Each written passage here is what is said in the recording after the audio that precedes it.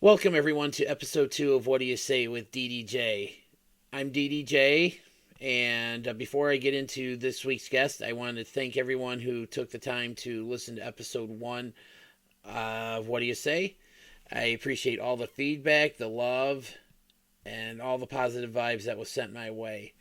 I also wanted to let everybody know that this podcast is available now on Google Podcast, Anchor, Spotify, Pocket Cast, and as of earlier this morning, it is now available on Apple Podcast.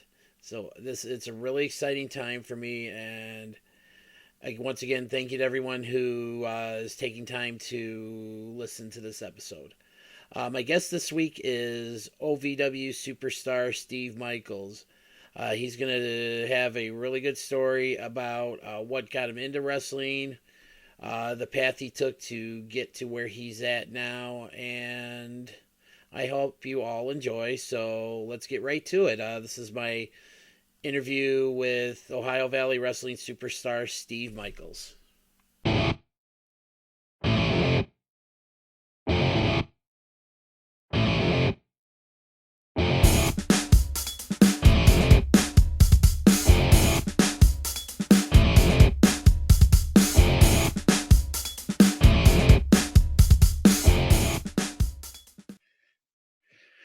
Alrighty then. Welcome to episode 2 of What Do You Say with DDJ. I'm DDJ, and with me tonight I have Steve Michaels, who wrestles in Ohio Valley Wrestling, and he is a very talented individual. I must say so myself. Steve, thank you so much for joining me tonight. Hey, it's an absolute pleasure to be here. Thank you so much for saying that. So let's kind of get right into it. Give the audience here a little bit of background on yourself, who you are, where you're from, all that good stuff. Yeah, absolutely. I grew up here in the Chicago area. Um, I moved down to Florida for a few years to train to become a wrestler. Trained for about a year and a half with the Dudleys, and then I went on and got my polishing at Pro Wrestling 2.0's dojo, also in the Orlando area under Alex Porto and Ricardo Rodriguez, and Mecha Wolf 450. From there, moved back home. I got my start down in Florida. Worked a lot of the promotions down in Florida. Um, Moved back up to the Chicago area where I live currently, and started wrestling for local promotions, mainly Berwyn Championship Wrestling over in Berwyn, Illinois, just outside the city. And now I'm along with all the other places that I show up in. Mainly, I'm with Ohio Valley Wrestling every single week on their national television show on U2 America. Awesome, awesome. A lot of names I heard there that I recognize. I'm a huge Dudley Boys fan and stuff, so I'm definitely going to kind of want to touch base with that. So, first question is, what got you into wrestling? What made you a fan? Yeah, I was always a fan growing up. My dad used to watch wrestling, and I'd watch wrestling with him downstairs, and he'd watch from the couch, I'd watch from the chair, and I was just kind of enthralled. My mom, not as big of a fan. She didn't really, she wasn't a big fan of wrestling, but my dad got me into it. He took me to every time WWE would come to the All-State, we'd go. Every time there was an indie show in the area, whether it was ROH running at the Field House, or I think it was PCW um, running all like also right by the Field House as well, and uh, that's how I fell in love with it. I fell in love with the show. I fell in love with the athleticism, the characters, the stories. Like, I mean, there was so much there, and as a kid, it's such an attractive kind of thing because there's so many things going on at once, and yeah, I just kind of fell in love with it. That's awesome. You're basically kind of sum up how I feel about pro wrestling, which is really cool. So, when you first got into it, who were like some of your early favorites? I mean, you know, obviously Stone Cold and The Rock are they were everyone's favorites, you know. Um, I was a big fan of Too Cool. Um, they were just fun to watch, you know, as a kid. That's like, you know, Scotty doing the worm and Grandmaster with the hip hop drop. Like I always loved that. Um, you know, characters like that, Undertaker. Um, and then you know I was at the Allstate when like Cena debuted and things like that. So I mean my tastes evolved over time. Okay, yeah, I know I'm kind of the same way and stuff like that. So, okay, so when did you decide that becoming a professional wrestler was what you wanted to do? Uh, you know, as a fan, I had went to WrestleMania when it was out in California. I think it was when they were in like the San Diego area or something like that, or LA area, and ended up meeting the Wild Samoans as a fan. Um, Went up to get their autograph, and Afa looked at me, and the first things before I could even say hi, and Afa looked at me and was like, "Do you wrestle?" And my response was, "I'm not. I don't. I'm not sure if I can do it. If I'm cut out for it." Were my exact words. And he just kind of smiled and he was like, "You never know until you try." Fast forward to about a month later, um, I was here in Chicago again as a fan. Met Tommy Dreamer, and Tommy and I had a long conversation. I had a podcast at the time with my buddy, and we got him on our podcast, and we did a quick little interview, and we are just standing around talking, and Tommy just kind of like stopped the conversation. He looked at me. He was like, I'm sorry, I've been meaning to ask you, do you wrestle?" And I kind of looked at him. I was like, because I was a fan of Tommy. I was an ECW guy. Me You know, too. I'd stay up till 2 in the morning to watch ECW, and uh, you know, so I was like, no, but you're the second person that's asked me within the past month. I'm honestly thinking about it. And he kind of, you know, he gave me this look, and he was like, you know, if you were a wrestler right now, and I was in my old position as talent relations for WWE, he's like, I would offer you a contract on the spot. I was told to hire guys that looked like you, so I would offer you a contract, no questions asked. And really kind of taken aback by that, because that's a huge kind of a deal, and kind of a moment where it just changes everything. You know, you go from thinking, well, maybe I'll give it a shot, to maybe there is a shot there, or maybe there is an opportunity there for me down the line. And that kind of pushed me over the edge, and decided to make a life change and move to Florida, and the rest is history. Wow, that's pretty cool because I'm a huge Tommy Dreamer guy. So yeah, I mean, that's pretty cool that you had that kind of experience with him.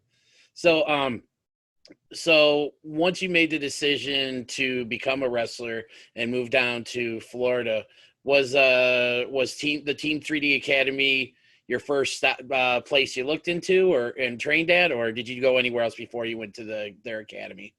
They were my first option, and I learned a lot there. I really did, and I can't thank Bubba and Devon enough for everything I learned under them. I can't thank um, the other additional trainers there, John Cruz. I can't thank him enough. I can't thank Jay Rios enough. Um, they they gave me a good foundation. They took this guy who had never done a somersault in his life, and um, helped give me the basics. Um, but you know, sometimes life gets in the way of things, and unfortunately, um, the scheduling at the school combined with my life schedule and some things that were going on in my life at that time, I ended up having to leave at the end of my year and a half contract that I had signed with Team 3D, and so I went over to Pro Wrestling 2.0, where I first met Alex Porto, um, and Ricardo Rodriguez, Jesus Rodriguez, and decide, and their schedule fit what I needed a little bit better, and um, again, super grateful for my time at Team 3D. Um, but life's weird, wrestling's weird. You never know. You never, in your head, the path you think you're going to take isn't necessarily the path you are going to take, and that was the case with me. Um, but the path I took, I think, in the long run, ended up being for the best, because I got to sit under some new learning trees and learn some different styles, um, and learn different thought processes and things like that. Nice. So, so what was it like? Because, again, I mentioned, I'm a huge fan of Bubba and Devon. How, I mean, were they as intense as trainers as they were as wrestlers, in your opinion? Yeah, I mean they were tough, but they were fair.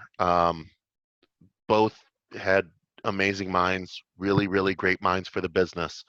Um, Devon always treated me like a son while I was there, and I appreciate that. I appreciated that so much because, again, as a fan growing up, you watch them on TV. You have their merch. You always kind of idolize these guys, and um, for the way Devon always treated me and kind of took me under his wing, um, and always kind of gave me advice. I couldn't be more grateful, especially as a kid who had, was hoping to break into the business. Same thing with all their training staff there too. Cool. So, okay, so obviously, you left Team 3D, went on to Pro Wrestling 2.0, and mentioned about how you learned a lot from there. What would you say was like the best piece of advice you were given there, and how did you apply it to enhance your career?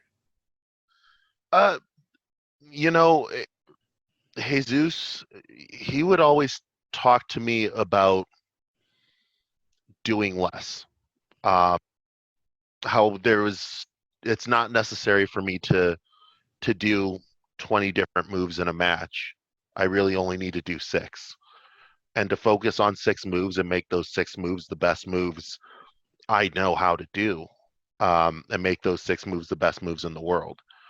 Um, and that really kind of changed my mindset on things.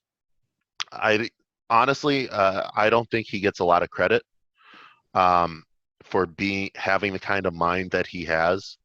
He's really kind of, if you get a chance to talk to him and to train under him, he's one of those guys that he, he just sees things just a little bit differently, but in a world where everyone kind of sees things the same way, getting kind of a different perspective is so helpful because you're not then being bombarded with the same information over and over and over again.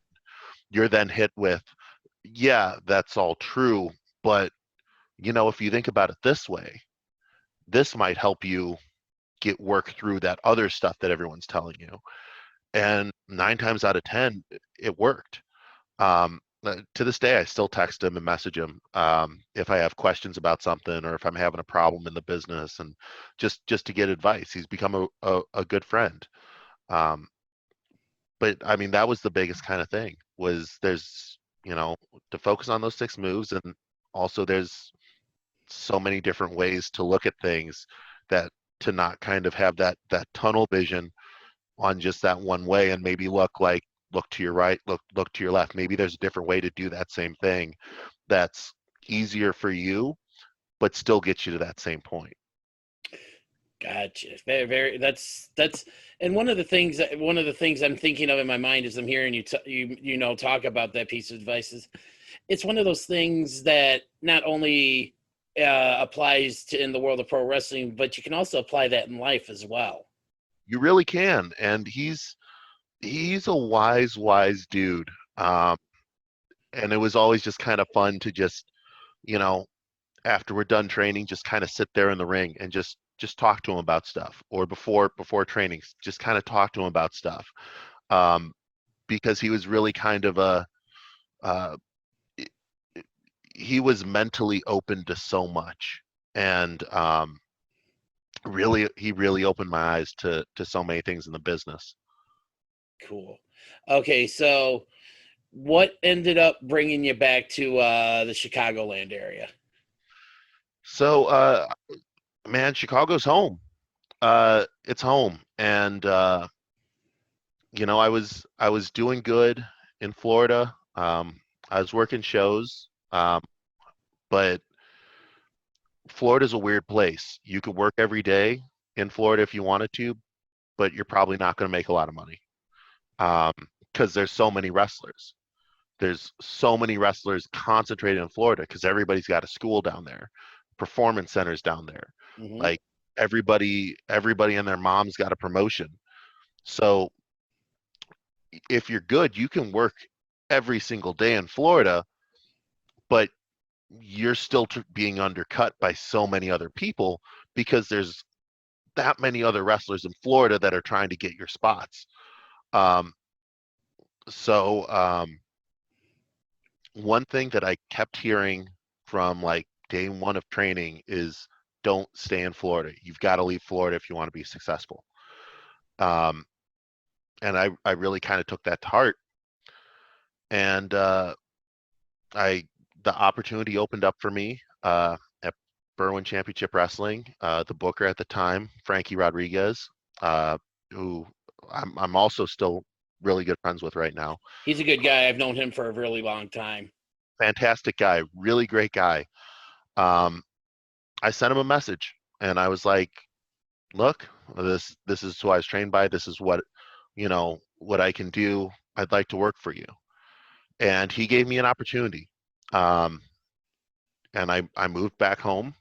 He gave me an opportunity at BCW at Berwyn, and I I'm one of those guys where if I get the opportunity, I'll take it and I'll run as far as I can with it.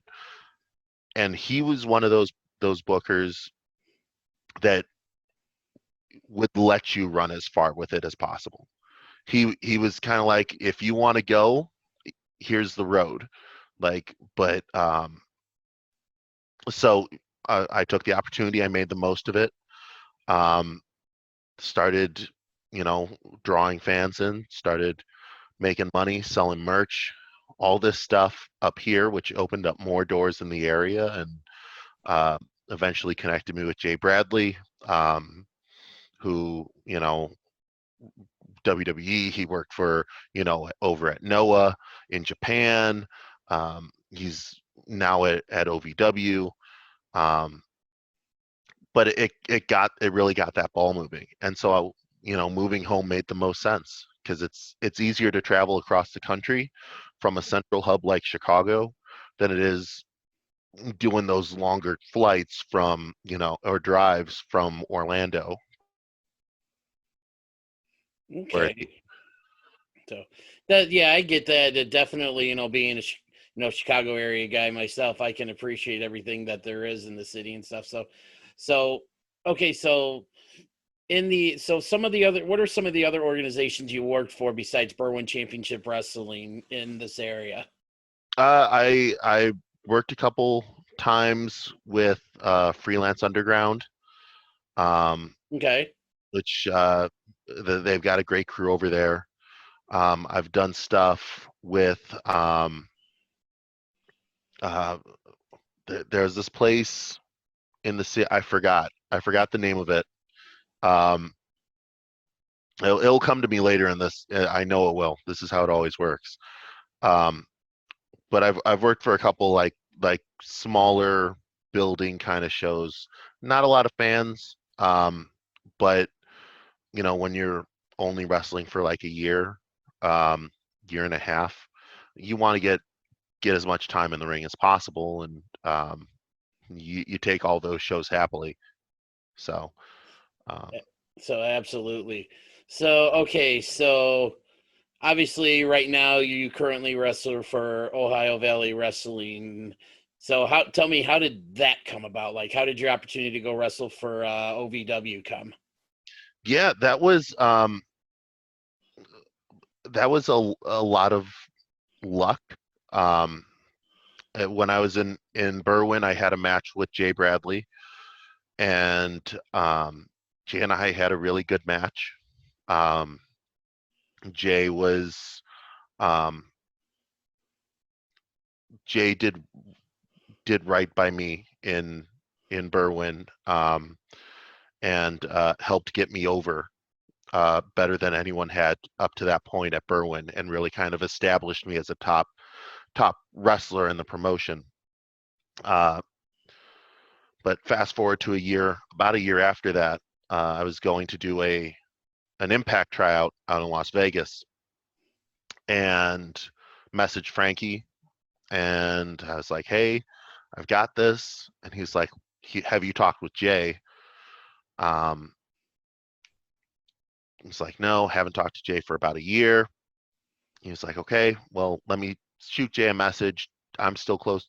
Frankie was still close with Jay, so he was like, "Let me shoot him a message and see what if he has any advice for you."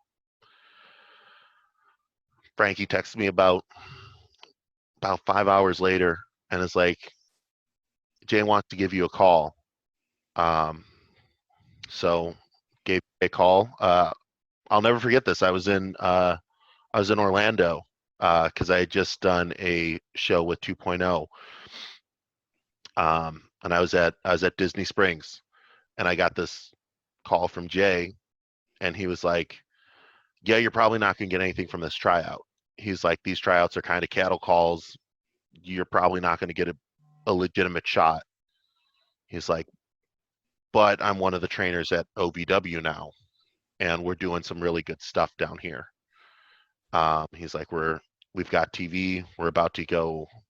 He hinted that they had big stuff on the horizon, and he was like, "You should come down." And I was like, "I would love to." I was like, he was like, "I think you'd be a good fit."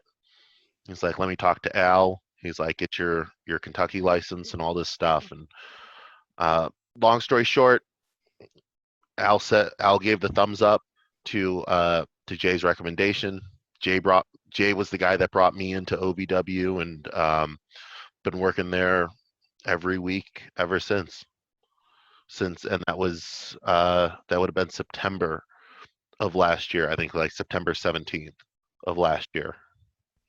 Wow. So what's it like working for Al Snow? It's amazing. The man is one of the best minds in the business. I mean, he understands it as. I mean, obviously, he was a main trainer for WWE for a long time. Um, he was a wrestler for years. Uh, I mean, he's been wrestling longer than I've been around. Um, and then so he understands the worker side, the wrestler side. He understands the trainer side, and as the owner, he now understands the business side of everything. So he's got a very holistic view of wrestling. Um, and he's never going to ask you to go out there and do something that he wouldn't. Um, Al has been very good to me. He's been very, very good to me the entire time I've been down there. He's given me a lot of opportunities, a lot of chances to really prove myself as the wrestler that I am, as the selling point and the commodity that I could be. Um, and he's just kind of giving me opportunity after opportunity, to this point where now I'm able to joke around with this guy who again, I watched on TV growing up, and had action figures of, like, and to be on that kind of first name basis, and get texts and whatever, it's kind of humbling to think about. Very cool, very cool. So obviously, where you're working every week in OVW, and then all of a sudden the nation's hit with this COVID pandemic. How did that affect you personally? And also, how has it affected OVW? And what are you guys doing right now to kind of get back into the swing of things? Yeah, that was rough. I mean, no pun intended. It was a killer, man. I know for myself, it, when it hit, it was right before like WrestleMania weekend when it really got really bad throughout the country.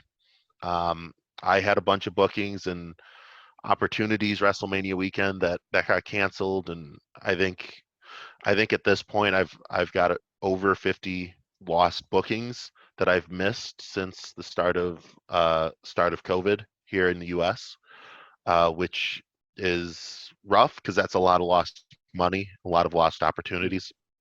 Um, but OVW at that time, they were about to announce that they were going national. You know, they had been running live weekly TV in the Louisville area on WBNA uh, down in Louisville, um, but they had just got this deal with U2 America. They were going to announce it at WrestleCon down at uh, down at WrestleMania weekend, have a big press conference with it. I was going to be a part of that. Um, that all got canceled. So you know, we have this, we now have this national TV program, but we can't run shows. Um, so OVW started running best of shows. You know, I mean, we're about to hit episode 1100, so it's not like they don't have a lot of great archive footage to run off of. Um, and that's what we did. We tried to do recaps, highlight the individual stars and the wrestlers down at OVW, and put those out on the national broadcasts. Um, it was rough. It was really rough. It was a bummer. Um, I think everybody in the promotion really kind of was deflated as soon as we found out, hey, we're not going to be running for a couple months. Um, but luckily, you know, Al's smart, Chad's smart, and we we found a place just over the river in Jeffersonville, Indiana, where we're able to run shows. Florida's open. Uh, it's weird, you know, this whole state by state thing's weird, um, because Kentucky and their athletic commission isn't allowing us to wrestle or even really be in the arena in Louisville. However, if we go across the river, Indiana's open, and is allowing wrestling, and Indiana's allowing fans to be at shows. So by transporting our show over the river, we're now able to start running uh, and putting out wrestling on our program, on our national program, and international apps and things like that. Um, and I can't tell you how happy everyone in that locker room is, how happy everyone backstage is just to be back in a building with each other. Because OVW is really kind of like a big family. Um, you know, we see each other every week. We're around each other all the time. Um, we travel to shows with each other, um, and you miss that. You miss your family when you can't see them. Mm-hmm. And but we're back. We're back. It's stronger than ever. It's better than ever. Um, it's amazing, man. It's really amazing. Awesome. So what kind of like safety measures are put in place for fans to attend these shows and remain safe? Yeah. So that was a big thing for obviously for everyone in the back. As a performer, that was a big thing for me too, because I've been staying here in my house um, and not really going places myself. So I wanted that guarantee that I could be safe as well. And what they've been doing is they've cut capacity to the building down to less than 50%, I believe it is. Um, all the seats are spread out. It's their design. It's like the way they did the. I don't even know how they designed the arena setup for this, but they've got it so that they're groups can sit together, but everyone's spread out enough that no one's close and everyone's distancing. We've got um, there's plexiglass at the merch counters and the sales counters. We've got uh, everyone is required to wear masks that comes in. All of the wrestlers are temperature checked um, as they enter the building. So none of us, they're making sure none of us have high temperatures. Um, we're doing the best we can, to keep everyone safe. And I feel like, it's impossible to guarantee 100% safety, but I think that the things that OVW is doing, uh, they're doing the best that they can with the hand that they've been dealt. That's awesome. So you had mentioned just a few minutes ago about episode 1100, and in a lot of shows. I'm not just talking pro wrestling, but a lot of TV shows out there. That's not a number you hear of when it comes to how many episodes of TV they've recorded. So, and I know you also want to talk about a couple other things, so I'm going to give you the chance now to mention that. So you talk about episode 1100. So what's in store for that? So Steve Michaels, uh, I have recently aligned myself with the Legacy of Brutality, and Legacy of Brutality has been a faction and a team in OVW since 2016. Um, they're some of the baddest guys on that roster, uh, and but what makes them so dangerous is they've got this pack mentality. Because in reality, everyone in LOB is kind of like a family. Everybody's got each other's back, whether it's in the ring or it's in the locker room or if it's just out on the streets. We've all got each other's back. I mean, we've got so many members. I mean, everyone on the in the LOB, they're all big dudes. Big Zoe, he's a 300-pounder. He's like a big power guy, man. Like he's a scary dude. You know, Isaiah, he's like a high flyer. He's a tall dude, but he's a high flyer, and he can get around. He's our ninja, man. Um, Cash Flow, another 300-pounder. Dude's been working for like 24 years. Um, he's like he's got this weird he's just a roughneck, tough SOB. Like he'll chop you down. He'll legitimately chop you down. He can do anything in that ring and do it effectively. You know, Josh, Josh Ashcraft, man, he's our man. He's the manager. He's like he's more than a manager though. Like he's got this like master plan of things, which is kind of wild. And he's been doing that. He's been the kind of the mastermind behind LOB, and it really kind of only made sense for Steve Michaels to join LOB um, as the biggest, baddest man on that roster. Uh, you get the opportunity to join the team that is current OVW Southern Tag Team Champions, the team they're the longest reigning tag team champions in the history of OVW and the longest reigning tag team in OVW. It's like 300. It's almost like 350 days at this point combined of title reigns. Um, you don't turn down that opportunity. Uh, so I bought in. Um, I bought in. Steve Michaels is now the monster of LOB. Steve Michaels has bought in, and now Steve Michaels is also an OVW Southern Tag Team Champion. Because when one of us is a champion, we're all champions. So going into episode 1100, we're we're gonna have ourselves a nice little tag match. All of four of us against four other guys, and if I've learned anything in the short time I've been with LOB, I can guarantee that match is going to be absolutely brutal. Well, I definitely can't wait to watch that and stuff. Um, so I'm assuming throughout your career you've worked as both a baby face and a heel, correct? I have. I What have. what do you prefer, a heel or baby face?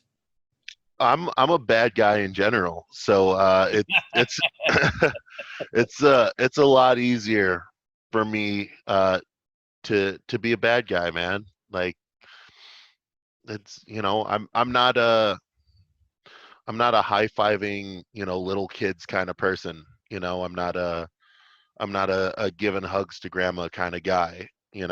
I'm I want to get out there. I want to do my job. I want to I want to beat people down. I want to win titles and I want to win matches. And I want my money. Like being a bad guy is kind of inherent.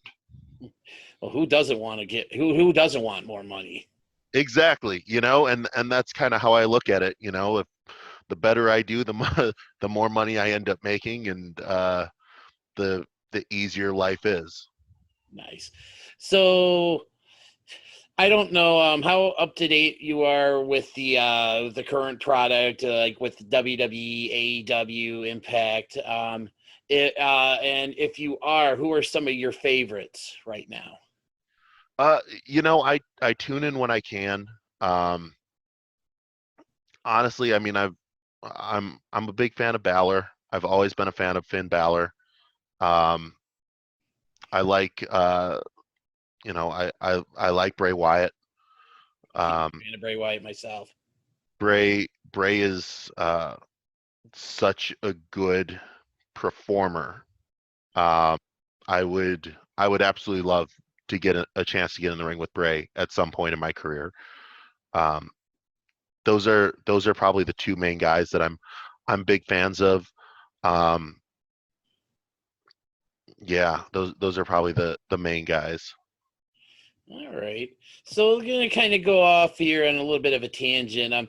When doing my looking around, researching, kind of getting to know you, getting an idea of what kind of person you are, I come across some information that you are a member of the Windy City Ghostbusters. So obviously that means you're a huge Ghostbusters fan. And as growing up, I was a huge Ghostbusters fan myself.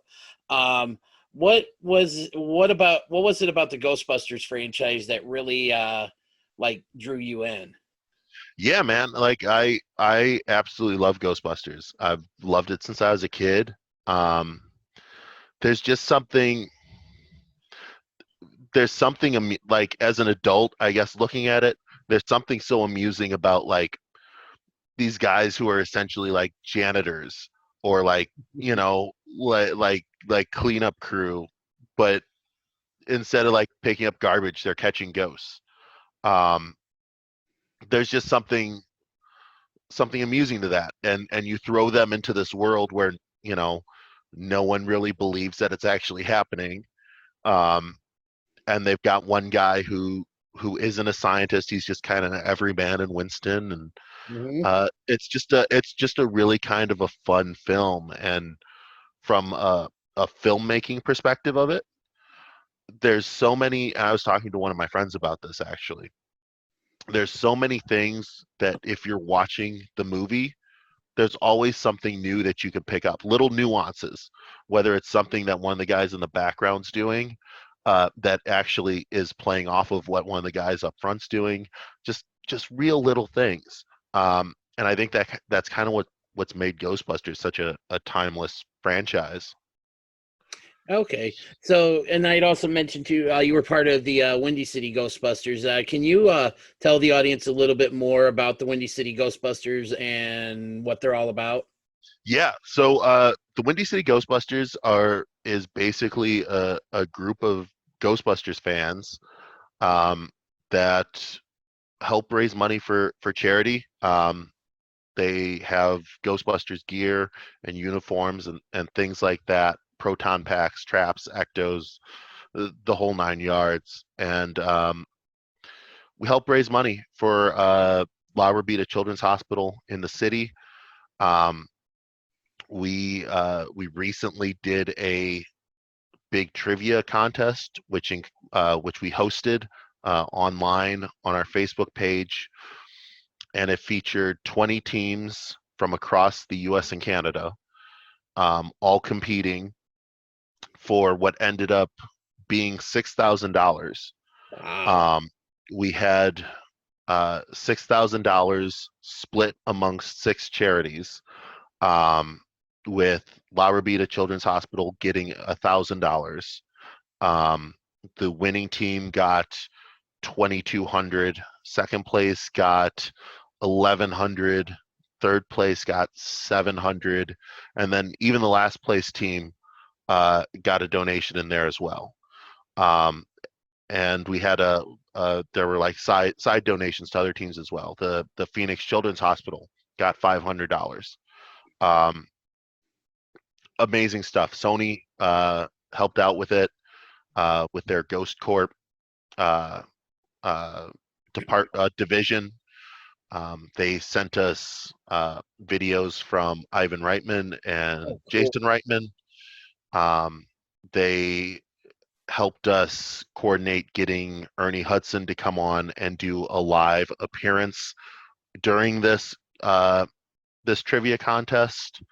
It was a really great thing. But that's what the Windy City Ghostbusters does. They're there to help. Excuse me. They're there to help. And you can find out all about the Windy City Ghostbusters on they're on Facebook, Instagram, and Twitter. It's just search Windy City Ghostbusters and we'll be right there. Cool. So a couple more questions here, and then we'll wrap it up. So kind of continuing on with the Ghostbusters chatter, it got a lot of criticism when it was announced, and even from when it come out. But my wife and I, we both really enjoyed the remake that came out with with the all women cast and stuff. What were your thoughts on that one? Yeah, I saw a lot of, and there still is a lot of hatred and vitriol directed towards that film and that cast and the director. Um, it's a shame. I mean, in reality, if it wasn't for that film, we would not be getting a new film next year. Um, that's the truth. It may have not been a critical success. It may have not been a box office success, but it showed that there was still interest in the Ghostbusters as a franchise, and it showed Sony what direction they needed to go, because they learned that not everybody was on board with rebooting the franchise, but everybody did want to see the guys come back. So I think that's what directly led to Afterlife. Personally, I wasn't a huge fan of the film. It just wasn't my kind of humor. In my eyes, the jokes that they were making didn't all land, and it didn't feel like a Ghostbusters film. If it was called something else, I probably would have enjoyed it a little bit more. But as a Ghostbusters film, I wasn't, I wasn't a big fan. But I don't hate it. I don't hate like the cast for it or anything like that. It just wasn't my kind of humor. And you know what? To each his or her own. I'm never going to begrudge anyone for their opinion as long as they can speak to it. Last Ghostbusters related question is: how excited are you for the new movie coming out? Absolutely thrilled. Absolutely thrilled. It's that's the movie I think everybody's been wanting for 35 years, 30 years. Um, I'm thrilled, and I wish that COVID didn't happen so I could have already seen it. Um, but I'm sure this time is actually going to make the film better, because now Jason's sitting on this film and he's probably going over the film with a fine-tooth comb, making edits and uh, fine tuning little things that may have not hit originally. Um, so I'm thrilled. I'm absolutely thrilled. I'll be the first person in line to see that. Awesome. Last question I got for you here is who is Steve Michaels' all-time favorite professional wrestler? Oh man, all time. I would say it's a weird one. I was always a I'm a fan of Nick Bockwinkel. Um, And not weird at all, in my opinion. um, I he was a great performer, uh, but on the mic, uh, his promos were absolutely phenomenal. Um, they got they got him over, and they got over this arrogance and this intelligence aspect that I don't think anyone has been able to replicate since, or replicate since effectively.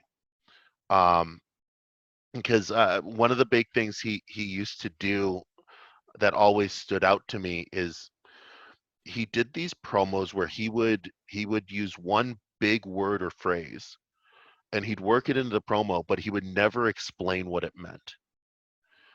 He would say his promo, and he would drop it, and then he would just keep going.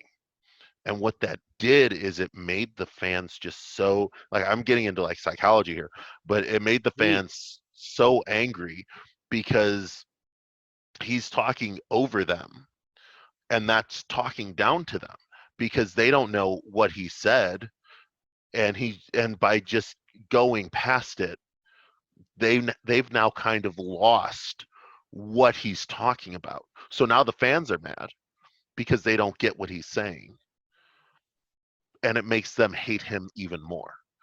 It was little things like that that he did that it made him such a good talker. And again, in the ring, his matches, they still hold up. They're still fun to watch. I've got like a ripped DVD of just a bunch of his matches. I love watching his stuff. Awesome. Okay, so before we call it a night, I'm going to give you some time here to plug whatever you want to plug. So the floor is yours. Awesome. Well, thank you. Thank you again for having me. I greatly appreciate this. This has been an absolute joy. Um, so first off, and most importantly, uh, OVW Wrestling is on every week on the channel U2 America. You can find it nationally. It is every Friday night at midnight Eastern, 11 Central. Um, if you don't have U2 America on your cable provider, OVW has an app on Roku and Fire Stick, and it's just called OVW TV. It was put out by Film Volt in association with the Gladiator Sports Network, and you're able to watch. Um, I believe that the new episodes are put up it's either every Saturday or every Monday. I'm not 100% sure. Um, but it has archived episodes from years past.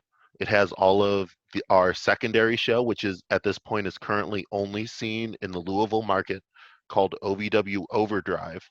It's kind of like a superstars type show, Okay. um, and that's a phenomenal show as well. Um, but all the Overdrive episodes are on there as well. So if you don't have U2 America, you can always go on the OVW TV apps and download that. Um, Combined, we're in well over with just U2 America, we're in well over 45 million homes across the U.S. And Puerto Rico. Um, as for me, you're always able to find me on social media uh, at Chicago Bear Hug. That's on Twitter, Instagram, Facebook.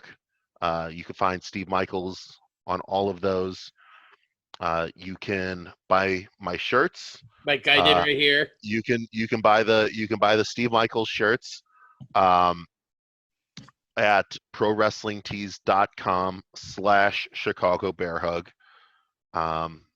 And yeah, again, follow, and then you can also through my pages you can find the rest of the members of the Legacy of Brutality, Big Zoe, Cashflow, Isaiah, Josh Ashcraft. You can find all of them through my stuff as well, and you can keep up with what's going on down at OVW and the brutality that we're going to bring there. Beautiful. Well, Steve, thank you again so much for your time tonight. This was a lot of fun, and best of luck to you in the future. Hey, thank you so much.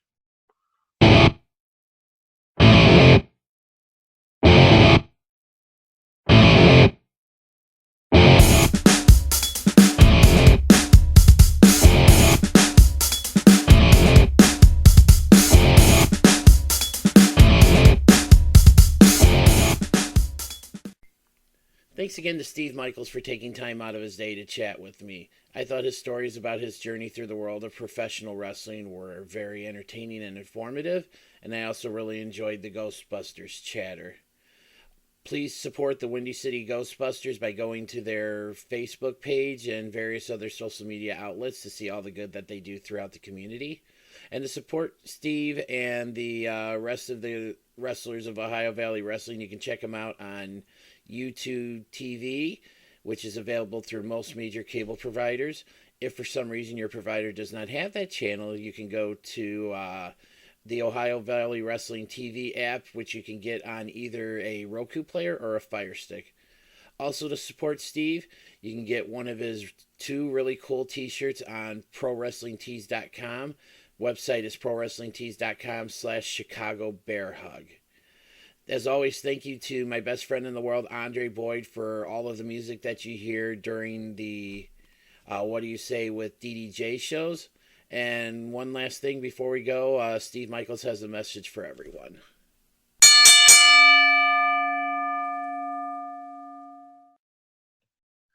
This is Steve Michaels, the master of the Chicago Bear Hug, and you are listening to What'd You Say with DDJ. And if you don't listen, I swear I will send the rest of the Legacy of Brutality after you. And you don't want that.